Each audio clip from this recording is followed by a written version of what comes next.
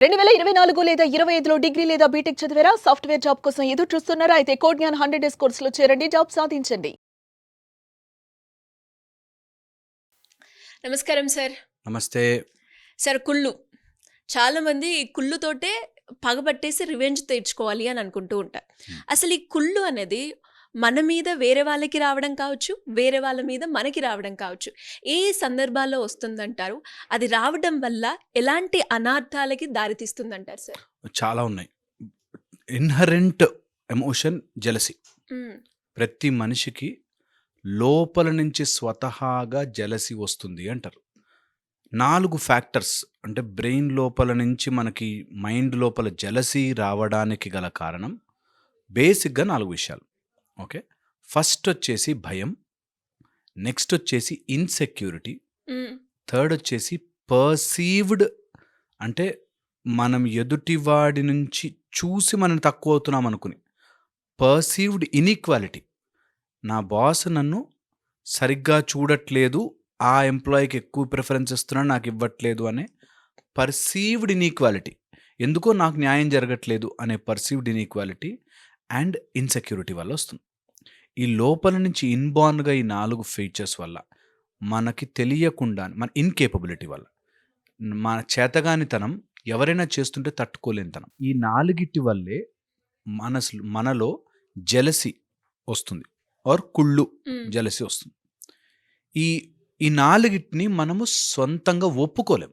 Problem ఏంటంటే అక్కడొస్తుంది that నేను accept చేయలేను. అది కూడా దట్ ఈగో వల్లనే అంటారా? అది అబ్సల్యూట్‌లీ ఈగో. ఈగో ఏం చెప్తుందంటే నాకు అలాంటి ఆపర్చునిటీ వచ్చి ఉంటే, నాకు అంత ఛాన్స్ ఇచ్చుంటే, నాకు అలా జరుగుంటే అని ముందు మన మైండ్‌ని ఒప్పుకోనివ్వదు. హ్మ్. ఓకే. ఎప్పుడైతే ఒప్పుకుంటామో జెలసీ జరిగిపోతుంది. బట్ ఒప్పుకోనివ్వదు. ఓకే.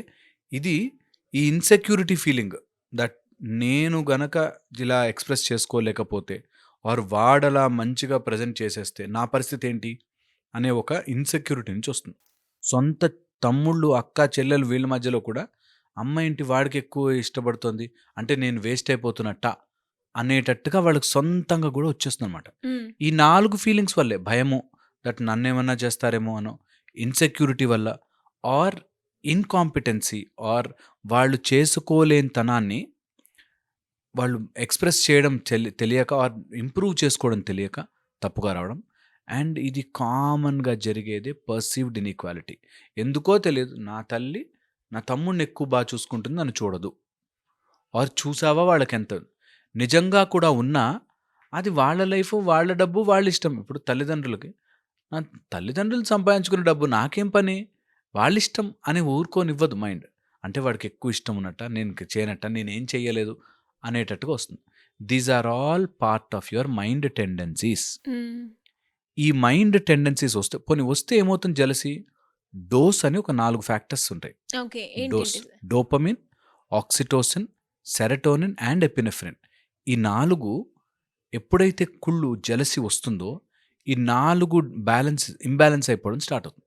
అందుకోసమే తెలియకుండానే మన లోపల ఆ జెలసీ అనే ఫ్యాక్టర్ పదే పదే వస్తుంటుంది. కొంతమందైతే ఊరికే ఒక డ్రెస్ చేంజ్ చేసుకున్నా కూడా "నువ్వు అంత మంచి డ్రెస్ ఏసుకున్నావు" అనే కుళ్ళొచ్చేస్తుంది వాళ్ళకి. హ్మ్. అన్‌బిలీవబుల్ ఉంటారు వాళ్ళు. అంటే నువ్వు ఎంత చెప్పినా కాదురా నార్మలే అదసలు వాళ్ళకి నాకు సంబంధమే లేదన్నా కూడా they feel that jealous. So, ఈ 4 విషయాలండి డోస్ వెరీ ఇంపార్టెంట్. అండ్ ఈ 4 criteria that insecurity, fear and ఇంటర్నల్‌గా వచ్చే టెండెన్సీస్ ఏవన్నా కూడా వెంటనే ఐడెంటిఫై చేయాలి. హ్మ్. జనరల్లీ జెలసీ వచ్చినప్పుడు ఇంటర్నల్‌గా ఎందుకు ఐడెంటిఫై చేయలేమంటే brain is always thinking in a pattern. ఒక ప్యాటర్న్‌లో పడి ఆ ప్యాటర్న్‌లోనే థింక్ చేస్తాం. అందుకే కుళ్ళొచ్చేస్తుంటే తెలియకుండా కుళ్ళొస్తుంది. ఈ కుళ్ళుని ఎవరు తీయగలరు? హ్మ్. ఓన్లీ నువ్వు బాగా నమ్మిన గురువు తప్ప ఇంకెవరు? తీయలేరు. హుహు. మీ అమ్మానాన్న చెప్పారనుకో సపోర్ట్ చేస్తుంది అని సపోర్ట్ అంటారు. చేస్తుంది అంటారు. నీ కొలీగ్స్ ఎవరైనా చెప్పారనుకో, "నువ్వు అట్లాగే అంటావురా నాకేం కుళ్ళు లేదు." నేను నేను చూసానండి చాలామందిని దట్ నాకు కుళ్ళు లేదు అంటేనే వాళ్ళు బాగుపడకుండా ఉంటే బావుంటుంది. వాడికి కావాలి, వాడికి ఇట్లా అవ్వాలి. అయ్యో! నేను ఎంతో మందిని చూసాను అట్లా. దట్ మనం మంచి వీడియోస్ చేస్తున్నాం గదా! నువ్వు ఏదో రోజు ఒక చెత్త మాట మాట్లాడకపోవా? నువ్వు వీడియోలో ఒకటి ఏదైనా చెత్త వాగవా, మేము వైరల్ చేయకపోతామా అనేటట్టుగా ఉంటారు కొంతమంది. So point is you always tend up to search that okay వీడు ఎంత బాగున్నాడంటే ఇలా అయిపోవాలి, నాశనం అయిపోవాలి అనేటట్టుగా కొంతమందికి వస్తుంది ఇన్హరెంట్గా. ఎందుకు? By patterned mind. వాళ్ళ మైండ్ ఒక ప్యాటర్న్లో వెళ్ళిపోయి అది అలాగే ఆలోచిస్తూ ఉంటుంది. Out of these 4 things, insecurity, fear, తర్వాత నేనేం పర్సీవ్డ్ చేయలేకపోతున్నానని. Inequality and incapability. ఈ ఇన్కేపబిలిటీ వల్ల నేను బెటర్ అవ్వాలి అని అనుకోకుండా అవతల వాడు పడిపోవాలి అనుకుంటారు కొంతమంది. ఆ ఇన్కేపబిలిటీని యాక్సెప్ట్ చేయరు. నేను ఎందుకు చేయలేకపోతున్నా, 100% ఎందుకు ఎఫర్ట్ ఇవ్వలేకపోతున్నా అని ఆలోచించరు. దే ఆల్వేస్ థింక్ దట్ నేను బాగా చేస్తున్నా, వాడేదో అడ్వాంటేజ్లో వచ్చేసాడు, వాడికి ఏదో పర్సీవ్డ్ ఇన్ఈక్వాలిటీ అంటే ఇదే, దట్ వాళ్ళకి అడ్వాంటేజ్ ఉంది, వాడికంటే 2 days బిఫోరే తెలిసిపోయింది, నాకు ఇప్పుడే తెలిసింది కాబట్టి నేను చేయలేకపోయాను. సంథింగ్ సమ్ స్టోరీ రీజన్ చెప్పుకుంటారు, ఏదో ఒక సమ్ రీజన్ చెప్తారు, దాన్నే పర్సీవ్డ్ ఇన్ఈక్వాలిటీ అంటాం. ఓకే, సో ఈ 4 విధాలుగాను జెలసీ అనేది పుడుతుంది. And jealousy is a human instinct. మరి జెలసీ అంత చెడ్డదైనప్పుడు ఎందుకు పెట్టుంటాడు దేవుడు కదా? అలాంటి ఫీలింగ్ మన లోపలికి ఎందుకు వచ్చి ఉంటుంది? Very important to improve our selfs. నీ ఇన్కేపబిలిటీ తెలుసుకుని నువ్వు ఇంప్రూవ్ చేసుకోవడానికే జెలసీ. పాజిటివ్ జెలసీలా ఉంచి, అరే నేను చేయలేకపోయానే, చేయాలి, నన్ను వాళ్ళు ఇష్టపడట్లే అంటే నేను ఏదో లోపంలో ఉన్నానే, నేను బెటర్ అవ్వాలి అనేటట్టుగా తీసుకుని ఇంప్రూవ్ అవ్వడం వేరు. దాన్ని స్టోర్ చేసుకుని రాంగ్ రూట్లో వెంటప్ చేయడం వేరు. Very very wrong. సో ఇది గుర్తుపెట్టుకుంటే, ఇది మన మైండ్లో క్లియర్గా పెట్టుకుంటే తెలియకుండానే ఒక టైప్ ఆఫ్ స్ట్రెంగ్త్ వస్తుంది మనకి. ఓకే, ఇది ఒక ప్యాటర్న్ జెలసీకి. బట్ ఎవరైతే స్పిరిచువల్గా ఆలోచిస్తున్నారో, ఓకే, స్పిరిచువల్ ఆలోచించే వాళ్ళకి మాత్రం ఏ రోజు జెలసీ రాకూడదు. నేను ఇన్ని రోజులు దేవుడికి పూజలు చేశాను, నాకేం కనికరించట్లేదు అనేది ఎప్పుడూ స్పిరిచువల్ పర్సన్ రాకూడదు. ఎందుకంటే శ్రీకృష్ణ పరమాత్ముడు అర్జునుడికి చెప్తున్నప్పుడు ఫస్ట్ మాట అన్నాడు, అనసూయవే అన్నాడు. అసూయ లేనివాడవు కాబట్టే నీకు భగవద్గీత నేర్పిస్తున్నాను. అనసూయవే, అసలు అసూయ ఉండకుండా ఉండాలి. అర్జునుడు అసూయ లేనివాడు అంటారు జనరల్గా. సో ఇప్పుడు అది నిజమా కాదా అని కాకుండా మన లోపల మనం చూసుకోవాల్సి అంటే, స్పిరిచువాలిటీలో నువ్వు నిజంగా ముందుకెళ్ళాలంటే అసూయ లేకుండా ఎవరి గురించి నీ మైండ్లో రాకూడదు. ఎందుకు వస్తుంది జెలసీ? ఎవడో ఉన్నాడు, నేను బాయి లోపల ఏదో డిఫెక్ట్లో ఉన్నాను అనే ఫీలింగ్, నేను సంపూర్ణుడని, నాకు ఏ డిఫెక్ట్ లేదు అనే ఫీలింగ్ ఉన్న రోజున నువ్వు ఇతరులను ఎక్కువ చూడడము, తక్కువ చూడడం ఉండదు. వాడు ఏదైనా ఎదిగినా, ఏదైనా పడిపోయినా నాకు వచ్చినది ఏం లేదురా, బికాస్ మై జర్నీ, నా కళ్ళ ముందు ఒక నిచ్చెన ఉంది, ఆ నిచ్చెన ఎక్కుతూ పోవాలి, పక్కనోడి నిచ్చెన చూసే టైం లేదు మనకి. ఇది ఈ జీవితం యొక్క రహస్యం. దట్ నువ్వు జెలసీ ఫీల్ అవుతున్నావు అంటే ఎవరో నాకంటే, అంటే నేనొకటి వాళ్ళొకటి, మన మధ్యలో ఏదో పోటీ నడుస్తోంది అనే ఒక విషన్లోకి వెళ్తున్నాం.